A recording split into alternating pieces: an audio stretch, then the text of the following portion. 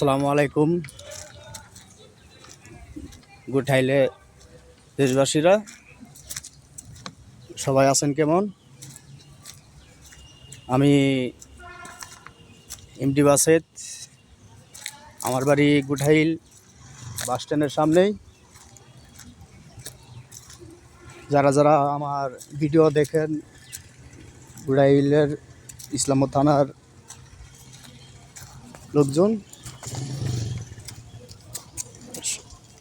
সবাই like share করবেন।